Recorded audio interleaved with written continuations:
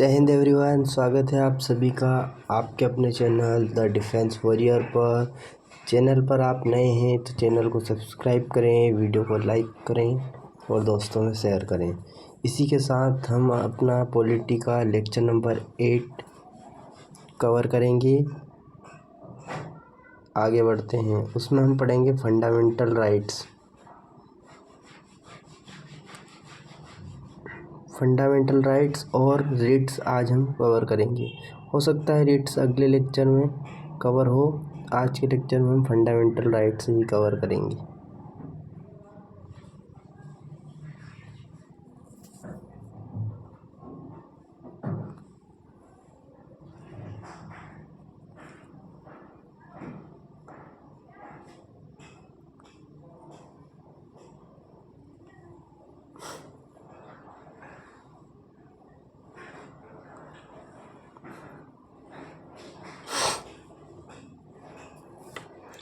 Fundamental rights are basically human freedoms that every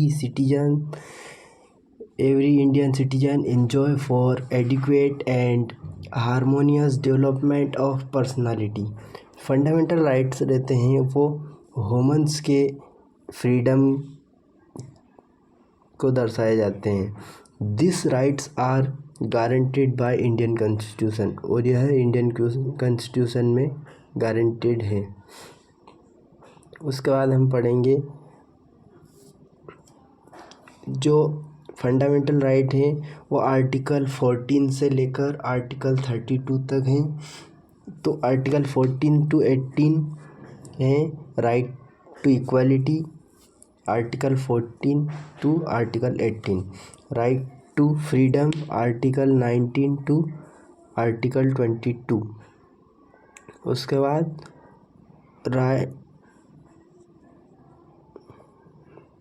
right to constitutional remedies, article 32। Cultural and educational right, article 29 to 30। Right to freedom of religion, article 25 to article 28। Right against exploitation, article 23 to 24। इन सभी को हम अब detail में पढ़ेंगे। Fundamental right किन्हें कहते हैं? The fundamental right are enshrined in part 3 of the constitution, article 12 to 35। जैसा कि हमने पढ़ा था कि फंडामेंटल राइट कॉन्स्टिट्यूशन के पार्ट 3 में है और आर्टिकल 12 से तो 35 के बीच में। Part 3 of Indian constitution is describe as a magna carta of India, और फंडामेंटल राइट को मैग्ना कार्टा भी कहा जाता है। Fundamental right part 3 article 12 to article 35 originally 7 थे और करंट में 6 है। एक फंडामेंटल राइट को हटा दिया गया है, उसको हम आगे डिटेल में पढ़ेंगे। और हमने फंडामेंटल राइट कहाँ से बोरो किया है? तो बोरो फ्रॉम USA। उसके बाद 42nd कॉन्स्टिट्यूशनल अमेंडमेंट एक्ट 1978, 44वें संविधान संशोधन के तहत राइट टू प्रॉपर्टी, आर्टिकल 31, जो कि हमारा 7th नंबर का फंडामेंटल राइट था, उसे 44वें संविधान संशोधन के तहत हटा दिया गया है। A new provision, article 300A was added to the constitution which provided that no person shall be deprived of his property save by authority of law। उसे फंडामेंटल राइट से निकाल कर आर्टिकल 300A में ऐड कर दिया गया है और उसे फंडामेंटल राइट से हटाकर दूसरी जगह शिफ्ट कर दिया है, जो था राइट टू प्रॉपर्टी। इसी को हम आगे कंटिन्यू करेंगे। हिस्ट्री ऑफ फंडामेंटल राइट की हिस्ट्री के बारे में हम जानेंगे। It covered a number of individual rights, right to free speech, right to property, in violation of one's home, equality before the law. It also touched upon the structure of government and separation of power. History of fundamental right. Sapru committee report sir Tej Bahadur Sapru, जो तेज बहादुर सप्रू थे, उन्होंने बताया था कि justiciable right और non justiciable right, दो प्रकार के राइट होते हैं, जस्टिसेबल राइट और नॉन जस्टिसेबल राइट। तो जो जस्टिसेबल राइट होते हैं उन्हें हम फंडामेंटल राइट कहते हैं, और जो नॉन जस्टिसेबल राइट रहते हैं उन्हें हम directive principle of state policy, इसका शॉर्ट फॉर्म है DPSP, जो कि नॉन जस्टिसेबल राइट होते हैं। उसके बाद हम पढ़ेंगे आर्टिकल 12 के बारे में, definition of state. What is state? State means, आप राज्य ना समझे, state means all over India है, जिसको हम देखेंगे कि व्हाट इज़ स्टेट। स्टेट क्या है? Central government of parliament of India, Lok Sabha plus Rajya Sabha, state government of state legislature and state council. Other government authority में हम देखेंगे, और लोकल गवर्नमेंट में पंचायत, और अदर गवर्नमेंट अथॉरिटी में म्यूनसिपैलिटीज। इसके बाद हम आगे पढ़ेंगे article 13, law inconsistent with fundamental right. जो लॉ इनकंसिस्टेंट होते हैं फंडामेंटल राइट के, वो 26 जनवरी 1950 के तहत। उसके बाद राइट टू इक्वालिटी, जो कि आर्टिकल 14 टू आर्टिकल 18 के बीच है। Article 14 equality before law, article 15 prohibition of discrimination on the ground of religion, race, caste, sex और place of birth. Article 16 equality of opportunity in matters of public employment, सभी को समानता का अधिकार मिले पब्लिक एम्प्लॉयमेंट में। उसके बाद article 17 abolition of untouchability, untouchability का अधिकार। उसके बाद आर्टिकल 18 अबॉलिशन ऑफ टाइटल्स, जो अबॉलिशन ऑफ टाइटल्स होता है उसका है। इन सभी को हम डिटेल में पढ़ेंगे नीचे। जैसे article 14 equality before law, the state shall not deny to any person equality before the law और the equal protection of law within the territory of India. Equality before law, the word person include legal person which situated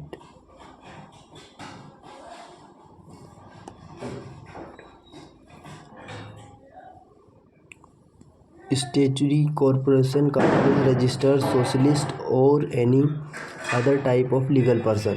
जैसे equality before law के हिसाब से समानता का अधिकार है, जैसे कि सबके साथ समान इक्वालिटी होगी, कोई गरीब है कोई अमीर है तो सबके लिए सेम अधिकार होगा। उसके बाद rule of law equality before law, जो कि हमने यूके से, यूनाइटेड किंगडम से बोरो किया है। उसके बाद इक्वल प्रोटेक्शन ऑफ लॉ, इसे हमने USA से बोरो किया है। एक होता है इक्वालिटी बिफोर लॉ और एक होता है इक्वल प्रोटेक्शन ऑफ लॉ। तो हमारे इंडिया का है इक्वल प्रोटेक्शन ऑफ लॉ, और अमेरिका में भी यही है इक्वल प्रोटेक्शन ऑफ लॉ, सबके साथ समान अधिकार। इसका भी एक एक्सेप्शन है जिसे हम पढ़ेंगे। President governor not answerable to any court for performing their duties. जो प्रेसिडेंट और गवर्नर रहते हैं वह उन पर कोई भी आंसर नहीं कर सकता any court. No criminal proceeding during term of office, और ना ही कोई क्राइम कर सकते हैं वो during term of office. No arrested during term, और जब तक वह ड्यूटी पर हैं तब तक उन्हें अरेस्ट भी नहीं कर सकते। Parliament member article 105 MPs and MLAs। उसके बाद state legislature article 194 foreign rulers, diplomats and ambassadors. उसके बाद आर्टिकल 15 में बताया गया है prohibition of discrimination on grounds only of religion, race, caste, sex और प्लेस ऑफ बर्थ। आर्टिकल 15 जैसे स्टेट और प्राइवेट, जैसे कि prohibition of discrimination on the ground of race and caste and place. इसके आधार पर आप किसी को भी मना नहीं कर सकते। जैसे कि एक कुआं है, उसमें से कोई पानी भर रहा है तो आप उसको रिलीजन और कास्ट के बेस पर ये नहीं बोल सकते कि आप इसको इसमें से पानी नहीं भर सकते। पर अगर ऐसा ही अगर प्राइवेट में है, जैसे कोई होटल है, उसमें आप जाकर ये अधिकार नहीं जमा सकते कि आर्टिकल 15 में तो ऐसा लिखा है, वो सिर्फ गवर्नमेंट स्कीम के लिए है। इसका भी एक एक्सेप्शन है, प्रोटेक्टिव डिस्क्रिमिनेशन, जैसा कि डायग्राम में दिखाया गया। Women, child, SC ST and other socially economical backward class. उसके बाद आर्टिकल 16 में बताया गया है equality of opportunity matter of public employment.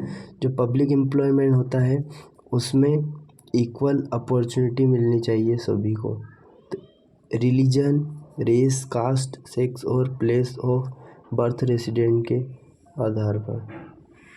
इसका भी एक एक्सेप्शन है, प्लेस ऑफ बर्थ रेसिडेंट्स, जैसे आंध्र प्रदेश, तेलंगाना। और caste, not proper representation, religion और 10% of EWS, economical weaker section. उसके बाद आर्टिकल 17 बहुत ही इम्पोर्टेंट आर्टिकल है। आर्टिकल 17 अबॉलिशन ऑफ अनटचेबिलिटी, और इसका कोई भी एक्सेप्शन नहीं है। अनटचेबिलिटी ऑफेंस एक्ट 1955 के तहत अनटचेबिलिटी एक्ट बनाया गया है। उसके बाद आर्टिकल 18 है अबॉलिशन ऑफ टाइटल। आर्टिकल 18 में बताया गया है कि टाइटल को अबॉलिश किस प्रकार बताया गया है। तो अबॉलिशन इस प्रकार का है, जैसे कोई अपने नाम के आगे राजा साहब, महाराजा, देवान साहब, राजा बहादुर, राय बहादुर ऐसा लगाते हैं ना, तो वो एबोलिश कर दिया गया है आर्टिकल 18 के तहत। But no title not being a military और academic distribution shall be conferred by the state. जैसे कि आप इंडियन आर्मी से रिटायर्ड है या इंडियन आर्म फोर्सेस से हैं, तो आप टाइटल लगा सकते हैं, जैसे कैप्टन निरूप कुमार, और अदर एकेडमिक वाले भी लगा सकते हैं, जैसे doctor Vikas Mehta MBBS medical officer.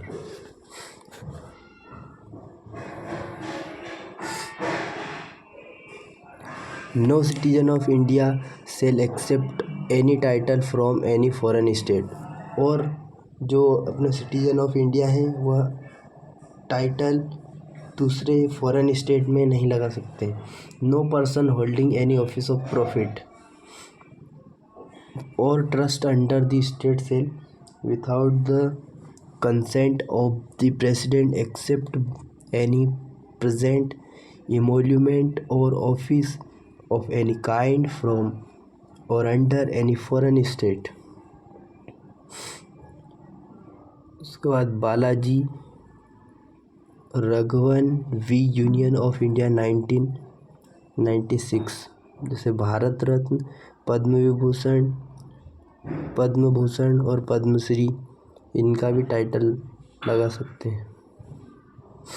उसके बाद राइट टू फ्रीडम स्टार्ट होता है, जो कि आर्टिकल 9 से आर्टिकल 22 तक। इसी के साथ आज का लेक्चर यहीं ख़त्म करते हैं। सेकंड लेक्चर में हम कवर करेंगे right to freedom, article 19 to article 22। So अंत तक बने रहने के लिए धन्यवाद। कमेंट बॉक्स में ज़रूर बताएं लेक्चर आपको कैसा लगा, और चैनल को सब्सक्राइब करें, वीडियो को लाइक करें और दोस्तों में शेयर करें। धन्यवाद।